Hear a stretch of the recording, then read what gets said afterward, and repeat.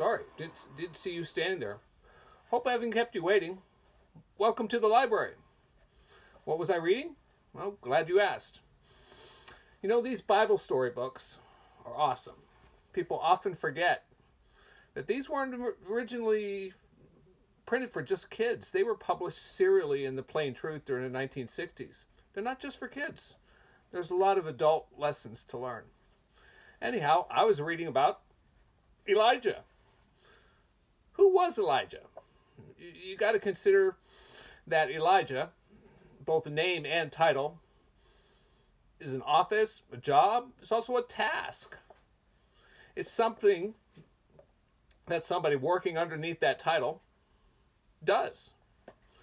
Elijah simply means, in modern terms, the eternal is God. Someone fulfilling this role or task will be pointing out who and what God is. The first Elijah did that before Ahab and the prophets of Baal on Mount Carmel. And the whole nation knew, in the end, who and what God was and recognized it. Then came the second Elijah, by the name of John the Baptist. No one in God's church these days questions the fact that he was the second Elijah. I mean, Christ named him so. These two men could not be more different. One called down fire, stood up to armies. The other put people underwater and had an interesting diet. What they both had in common was a task, a job. They pointed the nation to God. They pointed who and what was God. It's the end time Elijah that people nowadays have gotten into the weeds over. This was once accepted knowledge in the Church of God. Mr. Armstrong was not shy about talking about it. And people listened, people agreed. I would refer you to the Feast of Trumpets message, 1985, the Last Great Day message, 1984, and the Days of Unleavened Bread message, 1985. But these were not the only times he mentioned it. I mean, and there are plenty of print times where he mentioned it as well. Now, what changed? People entertaining doubts. That's what changed.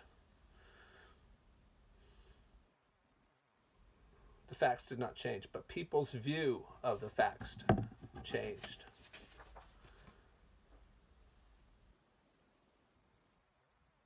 These kind of questions. Who was in the doubting crowd when Elijah called down factual fire?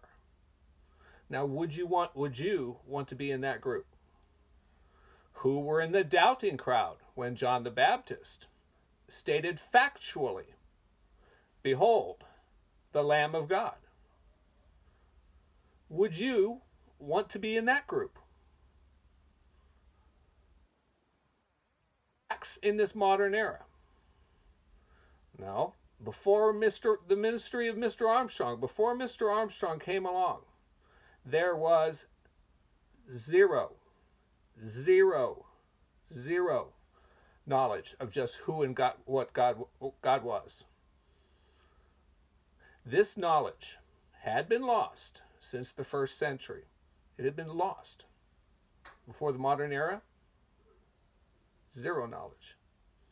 That is an irrefutable fact. That is factual. So if the church now knows at this time something that had been lost somewhere, you got it from someone. Okay? There is no magical revelation here. Someone brought it. How can you now claim you have an understanding and yet disclaim the one who gave it to you? That right there borders on and even crosses the line of being kind of an insult. Do you really want to do that? Do you want to be in that crowd? A lot of people have gotten into lengthy dissertations, shouting contests, shouting sermons, pounding the tables, building doctrines, gathering followers over the issue, was Herbert Armstrong the end-time Elijah?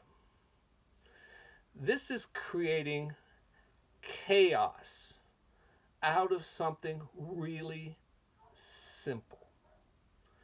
There's chaos in the library, and it's not good. Now, answer that sets this topic back on its proper shelf. And that's where we want it, in the library. Herbert Armstrong, the end-time Elijah. Now, your answer should be as complicated as a children's storybook. Thanks for visiting the library, where the truth of God will always be within reach.